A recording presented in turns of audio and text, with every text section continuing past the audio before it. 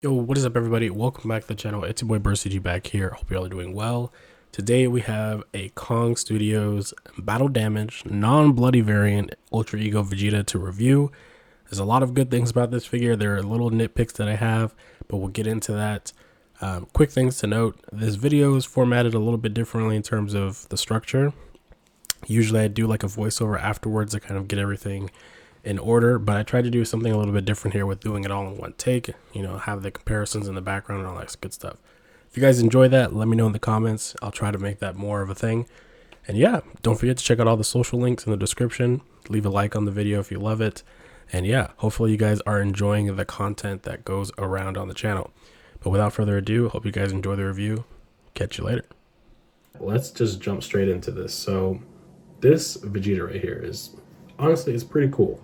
There's nothing too different from the Vegeta you see behind him, which is basically just the bloody version, right? And has more of a matte, solid finish on the hair.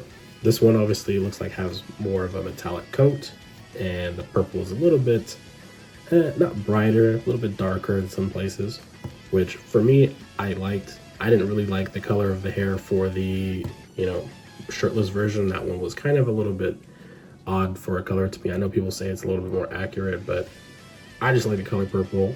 It looked good on him, and it looked good on that one, so that's what I got. There are a few things that I do want to nitpick about him really quick to kind of get it out the way now, and that's pretty much just overall the shading as well as the skin tone is just all over the place. And I mean, hopefully the camera and the lighting picks that up, but you can tell like this area up here, completely different color from the arms, obviously.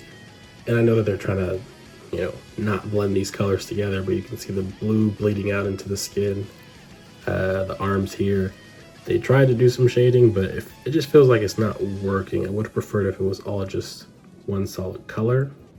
Personally, the shading is not a necessity for me in figures, at least for this kind of stuff. I mean, especially for third parties. I mean, it's a third party after all.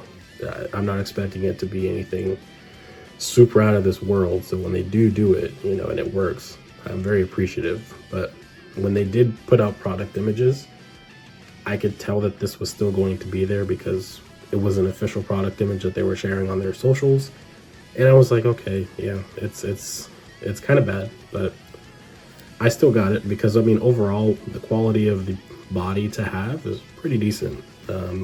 I like this one, but I'm not a fan of the whole blood that they did on it. As you can see, some of it looks all right, and some of it kind of looks, like it just had a Sharpie kind of go over it, like on the arm right there. And I mean, it could have been better overall. Now, that's pretty much it in terms of just overall paint application. You can also see some shading on the body, on the blue. That kind of works for me, but again, it's not a necessity, so it's not something I really care about too much. One thing to point out here, at least on this hand alone, this kind of is a little bit loose for me. I'm not going to mess with it too much, but it's got the standard articulation up, down, and then across and whatnot. But I would just keep an eye on it if you did get that. You get this version of the figure, you may or may not have the same issues. When one issue happens for one person, at least for these third parties, usually happens for everybody else. So keep that in mind. He also had kind of a really big gap opening right there, more than this one, at least for me. You can kind of look at it and compare. You can kind of see it's a little bit more of a bigger gap on the newer one than it is on the old one, which I'm not sure if that's going to test anything later with, arms popping off or anything like that. But it's just something I have to keep an eye on because it does look like something could happen to this arm if I'm not too careful with it. So there's that. And lastly, when I took this out of the box, oh my god, all of the factory chemicals just came out at once. When I tell you, my eyes teared up, my eyes were flowing.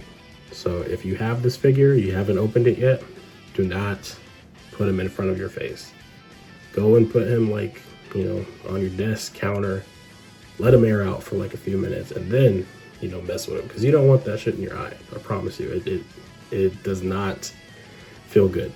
But that could just be a personal thing for me. If not, let me know down in the comments below if that happened to you. But overall, to go over his articulation, it's nothing too insane. He can't really do a full, you know, T-pose, at least not the right way. You can't do it the normal way where you put the shoulders up with your standard, you know, movement like that. Gotta kind of work around it, and he can kind of do it. And you got the butterfly joints kind of right there, which they don't really stay out too much. Not as much as I would like them to. But these are older. Yeah, see, I gotta kind of yank it almost. But I don't want to mess with it too much, because this figure can be a little frail. Keep that in mind. But yeah, I'm not expecting it to be super crazy, you know, how do I put this? Super articulated to the point where it can do everything a Tamashii figure can, but I mean, it can get the job done for most stuff. Our leg articulation, about the same. Nothing too crazy there. Obviously, if I could push it a little bit more, I could also twist the body and put his leg up more, which, you know, works a lot better. Put that back down, twist his body back. I mean, yeah, he can do a full turn right there.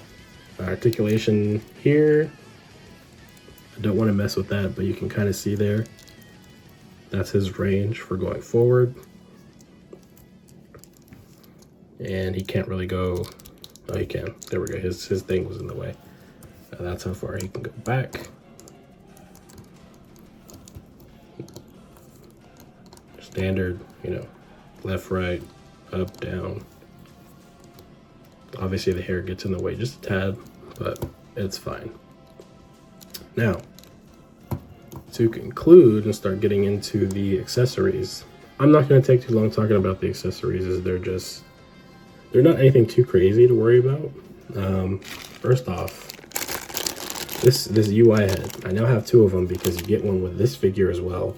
And to be quite frank with you, I have no idea what I'm going to do with this, you know? There's not a whole lot that I feel is like I'm going to get personal value out of it, simply because I don't like it. It's translucent for Ultra Instinct, but I would have preferred if it was like white or silver. I don't know why for this one they decided to still just do it the same. They could have changed it up a little bit, but maybe the people that were getting these were like, oh, it's cool, I want it. He does come with faces for that as well, and it's pretty much just the same faces that the Ultra Ego has as well. So I'm not planning on taking these out the bag, as I really just don't know what I want to do with these, but we can kind of just look at the faces through the bag. It's nothing too insane. There you go. It's exactly the same faces as the Ultra Ego. Breathing out when he initially transforms. Then you've got the regular, just standard face.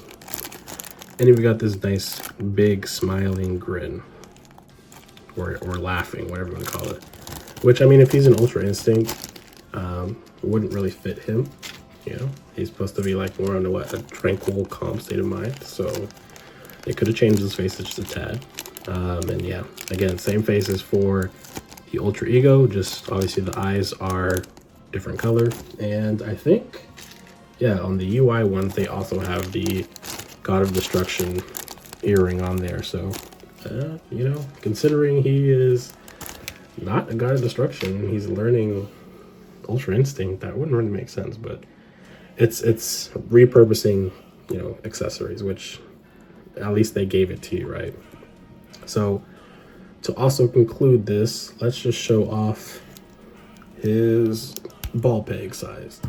So I kind of tried to do this beforehand, and I had to kind of cut it out, but most of these figures at least have a similar size to this, but they, you know, are a tad smaller, and you don't really want to like force different heads onto it if it's not going to fit. part of the reason why I never take this head off anymore is because now it's just so tight in there that it takes like the whole neck off when I take it off. So I do have to put this in hot water, but I do kind of, you know, weary about putting this in hot water because of all this like blood marks, and I don't know if that's gonna like wash off. And I don't know like the level of the paint that they applied. So yeah, I definitely just don't want to ruin this, but we'll see in the future.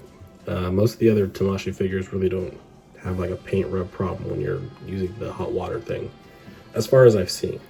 But yeah, I've tried to do a couple of head swaps when I tried to do this prior, but I didn't want to risk like messing anything up. So we'll do Superhero Vegeta just to be safe. But you can kind of see the peg sizes are almost identical, but I feel like Superhero Vegeta's may not fit in here, at least the way I want it to, but we can try.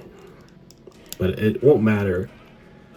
Yeah, see, it's there we go. It might have slipped in there and it might be tight, but most of these heads are not gonna look right, like tone-wise, just because of the various different skin tone colors that they use across the figures. But if that doesn't bother you, then I mean, you've got a whole good set of Vegeta heads to swap with. My goal for this Vegeta is to swap it with Majin, where Demoniacal fit Majin Vegeta head, and use this as a final explosion body, I guess, if you will, because I'm not going to paint blood on this one, because I quite frankly, again, I'm not the biggest fan of this paint app on here for the blood, but the hair is cool. Love the hair color, and yeah, he's getting kept in the collection. I will add, Kong Studios is doing a 3.0 Vegeta. If you want to wait for that, by all means, do it. Yeah, I think that they'll do a pretty good job with it. But if you want to wait, kind of see how they're going to do 3.0, wait and see how they do the Super Saiyan 3s. That's utilizing, I want to say, Krillin and Goku and Superhero Gohan's kind of whole vibe there with the different bodies, and putting some things together to, you know, make a good figure. I will say also, I don't know if I went over these, but it's just pretty much the standard hands. I'm not taking them out the bag just because, again, there's nothing too crazy when it comes to Kong Studios accessories, at least for the Vegetas so far. It's just always going to be these standard hands. Big Bang Attack, you know, his grabbing hands or final flash hands, whatever you want to do with them. All right, quick thing to note here. I just paused the video. These hands are actually really bendy and rubbery kind of feeling. That's not necessarily a bad thing. They just have a really different feel than the harder plastic hands that you usually would receive from the official products or a Demoniacal fit and stuff like that. And it kind of threw me off. And that's probably why they fit into the pigs a lot more smoothly, and they also come off a lot more smoothly. So there is that. Just keep that in mind. It's not a bad thing, but it just is really interesting when I looked at it afterwards. All right, back to the video. And then this one, I always forget what the name of the attack is he uses, but I guess it's always good to have extra hands because, you know, some of these various different figures, it'll work for, but you can tell, like, this one has more white-ish gloves, and then this one has more of a grayish tone on the gloves for the Superhero Vegeta. So it's always good to have extra ones, but some of them don't match, right? Or you could use these on potentially Vegito, one of the Vegetas that have the white gloves. But yeah, that's pretty much it for this review. I have to give this Vegeta probably like, I don't know, a good 7 out of 10. I really like the head. The head is probably the selling point for me, to be honest. I mean, we're not going to be getting an official, you know, Ultra Eco Vegeta anytime soon, in my opinion, until the anime returns and actually gets to this part. So for now, you know, enjoying seeing customizers make these and add their own little flair to it. But this is probably the last one I'll get until someone like Tonson Art Toys, or if Demoniacal Fit steps up to the plate and makes a, you know, new Vegeta Ultra Ego Insane armor, because we actually don't have that. You know, that'd be great. Or I'll wait for Kong Studios to make another one that's, you know, in the new 3.0 version. yeah, but here we go again. Now something like this, when it's full armor, you probably really won't really care about the skin tone because most of his body's covered. So you're really only going to notice it probably on the ones that are sleeveless and have a open chest exposed. But we can quickly see as well if this head will fit on there.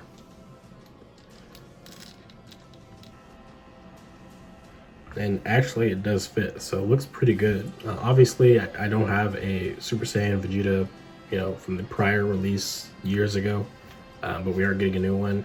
I ordered 2 of those, so maybe one of the Ultra Ego heads will go on that for the time being. But yeah, this doesn't look too bad. Eventually, you know, we'll put him on the right armor. But yeah, again, Kong Studios did pretty good with this. I love the hair, and look forward to opening that Vegeta and seeing what that's about. But yeah, if you guys like this review, don't forget to leave a like, subscribe, and again, comment if you had any of the same issues as mine or anything different, and how do you like your Vegeta, or are you hoping that maybe they do another one of these and you want your own Ultra Ego Vegeta? And with that being said, I will catch you guys in the next review. Stay tuned. Peace.